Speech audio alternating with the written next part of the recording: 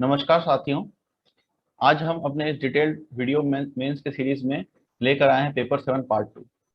Paper 7 के जो part 2 है वो है इंटरनेशनल एंड नेशनल, तो राष्ट्रीय अंतर्राष्ट्रीय संस्थाएं, जो इवेंट्स हैं और जो स्पोर्ट्स हैं, इससे रिलेटेड इसमें सवाल पूछे जाते हैं। देन सबसे पहले मैं तो इस सिलेबस का जो टॉपिक लिखा है उसको ही पहले डिस्कस कर लेते हैं कि इसमें किस तरीके के प्रश्न पूछे जाते हैं और इसका इम्पोर्टेंस क्या है। जो ये वाला पार्ट है इसमें 50 मार्क्स इसका वेटेज है, जैसा कि आप यहाँ पे देख सकते हैं 50 मार्क्स इसका वेटेज है। और इस 50 मार्क्स में आपको जितने भी राष्ट्रीय और अंतर्राष्ट्रीय या क्षेत्रीय संस्थाएं हैं इनके बारे में सवाल पूछे जाएंगे।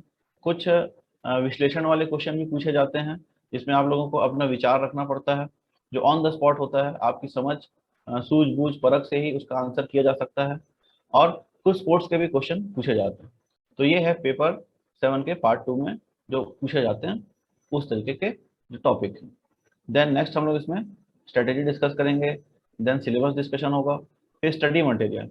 स्टडी मटेरियल आप देखेंगे तो मार्केट में जैसे रायपुर या बिलासपुर में बहुत कम जेन्युइन मटेरियल अवेलेबल है। तो सबसे ज़्यादा जेन्युइन जो होता है वो संस्थान की जो वेबसाइट होती है वही सबसे ज़्यादा इंपॉर्टेंट है और सबसे ज़्यादा जेन्युइन है। तो वेबसाइट से आप पढ़िए, गूगल करिए, यूट्यूब करिए, करंट अफेयर्स से भी आप जुड़े रहिए। इन सब चीज़ों से मिला के आप एक नोट्स तैयार कर सकते हैं और अपनी तैयारी को बेहतर रूप दे सकते हैं। देन जो सबसे इम्पोर्टेंट पार्ट होता है हमारे वीडियो का, analysis, then notes making, practice और रिवीजन। अब आते हैं स्ट्रेटेजी। स्ट्रेटेजी अगर आप इस देखेंगे तो इसका जो सिलेबस है ये बहुत ज़्यादा ही वास्ट सिलेबस है। आप जैसे कि आप इसमें देख सकते हैं इसका जो सिलेबस है बहुत ही वास्ट और ब्रॉड सिलेबस है। इसमें आप लोगों को जितना जो संस्था या ऑर्गेनाइजेशन के बारे में जो सिलेबस में दिया हुआ है इससे कहीं ज़्यादा संस्थाओं को पढ़ना है। नेक्स्ट स्लाइड में जब मैं डिस्कस करूंगा जो सिलेबस के टॉपिक्स हैं वो बहुत ही कम है, एकदम गिनती के ही टॉपिक्स इसमें मेंशन किए गए हैं सिलेबस में। लेकिन आप लोगों को उससे बढ़ के कई ज़्यादा लगभग 50 से 60 संस्थाओं की तैयारी करनी पड़ती है और उनका भारत के साथ संबंध देखना पड़ता है। फिर जो करंट इवेंट्स हैं या करंट अफेयर्स जो चल रहे हैं उनसे संबंधित जो भी संस्थाएं हैं, जैसा कि आप अभी देख सकते हैं रूस यूक्रेन विवाद।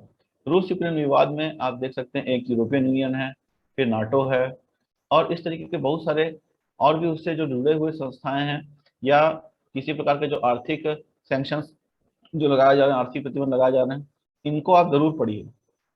फिर स्पोर्ट्स वाले पार्ट के लिए जो क्रिकेट, फुटबॉल और एक बार 2 अंक का टेनिस का सवाल पूछा गया है।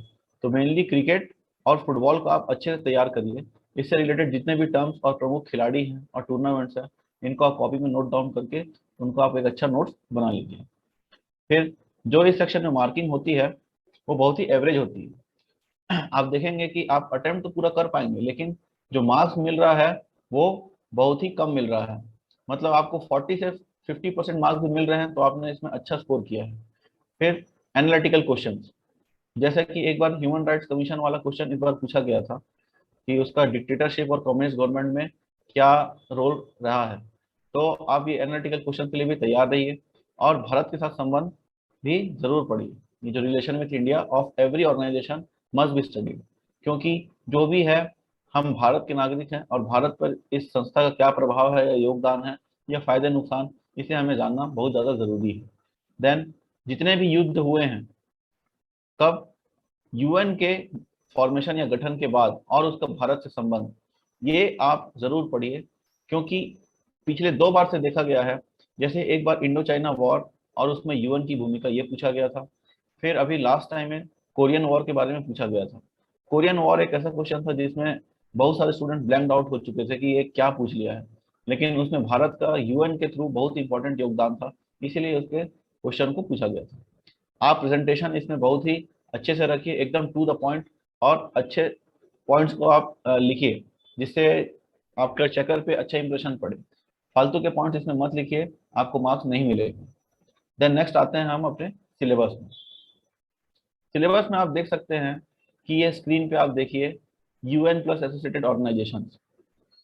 अब इसमें यूएन की जो 6 प्रमुख संस्थाएं हैं और इससे संबद्ध 10 बीसों और संस्थाएं हैं, इनका हमें अच्छे से अध्ययन करना है।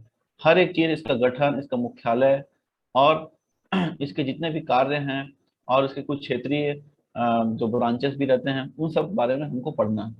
फिर IMF, world bank, Asian bank, ये जो 3 वित्तीय संस्थाएं हैं, ये बहुत ही इंपॉर्टेंट है, तो इसे हमें अच्छे से करना है। देन सार्क और ब्रिक्स। सार्क और ब्रिक्स में भारत का बहुत इंपॉर्टेंट रोल है, इसलिए सार्क और ब्रिक्स को आपको पढ़ना ही है। आप देखेंगे कि सार्क से क्वेश्चन पूछ भी चुका है। फिर दूसरे द्विपक्षीय और क्षेत्रीय संगठन के बारे में भी पढ़ना है, जैसे आसियान वगैरह है। ये लिखा हुआ नहीं है लेकिन हमें पढ़ना है। आसियान, क्वाड, अनेक प्रकार की संस्थाएं हैं, इसका आप पहले लिस्ट आउट कर लीजिए, उसके बाद बारी बारी से हर एक चीज आपको पढ़ना है। फिर WTO, फिर आता है राष्ट्रीय और अंतर्राष्ट्रीय खेल और इससे जुड़े स्पर्धाएं, कंपटीशन। तो मैंने आपको पिछले साइड में बताया था कि क्रिकेट और फुटबॉल को आपको इसमें अच्छे से प्रिपेयर करना है। देन ये जो रेड कलर में मैं हमेशा लिखता हूँ, वो होता है आउट ऑफ सिलेबस वाली चीज, जिससे क्वेश्चन पूछ रहा है। तो जो वर्तमान में जो करंट इश्यूज चल रहे हैं, जैसे गलवान घाटी वाला क्वेश्चन पूछा, साउथ चाइना सी वाला क्वेश्चन पूछ चुका है, और इस बार जो रूस यूक्रेन विवाद चल रहा है, इससे भी या इससे संबंधित किसी प्रकार का प्रश्न पूछने की संभावना है। तो अभ्यर्थियों को मैं रिक्वेस्ट करूंगा कि डेफिनेटली आप इससे जुड़े जो हिस्ट्री भी है कि कैसे ये रशिया था, सोवियत संघ था, और इस विवाद का कारण क्या है, इस पृष्ठभूमि को भी आप अच्छे से पढ़िए और तैयार करिए। देन नेक्स्ट आते हैं हम अपने एनालिसिस वाले पार्ट में। एनालिसिस में आप देखेंगे कि बहुत ज़्यादा बड़ा टेबल नहीं है, एक छोटा सा टेबल है, क्योंकि जो सिलेबस भी जो दिया हुआ है वो बहुत ही छोटा सा दिया हुआ है। तो इसमें आप सबसे पहले देखिए, यूनाइटेड नेशंस और उससे संबद्ध संस्थाएं में 2019 में 8 अंक के सवाल पूछे गए थे और 2020 में 10 अंक के सवाल पूछे गए थे। तो UN 10 अंक के सवाल इससे पूछे जा रहे हैं, मतलब 20% वेटेज है, तो UN को आप अच्छे से करिए।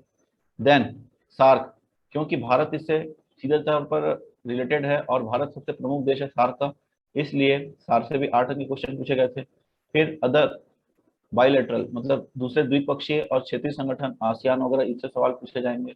फिर WTO, जो वर्ल्ड ट्रेड ऑर्गेनाइजेशन है, उसके बारे में भी 8 अंक के सवाल 2020 में पूछे गए थे। फिर स्पोर्ट्स से आप देखिए, स्पोर्ट्स से आप पहले तो वेटेज देखिए, 16 अंक के सवाल पूछे गए थे सन 2019 की परीक्षा में, और इस दफे भी आप देखिए सन 2020 की परीक्षा में भी 16 अंक के सवाल इससे पूछे गए हैं। तो आप 16 अंक की तैयारी इससे करिए, ज़्यादा से ज़्यादा 20 अंक का इससे सवाल पूछा जाएगा, तो इसकी तैयारी आप अच्छे से रखिए। फिर जो करंट इंपॉर्टेंट इश्यूज हैं, जो बर्निंग इश्यूज है और मिसलिनियस इश्यूज हैं, इसमें देखिए 14 मार्क्स के क्वेश्चन 2019 में पूछे गए थे और 12 मार्क्स के क्वेश्चन 2020 में पूछे गए थे। तो 12 से 15 नंबर के क्वेश्चन आप इससे भी एक्सपेक्ट कर सकते हैं।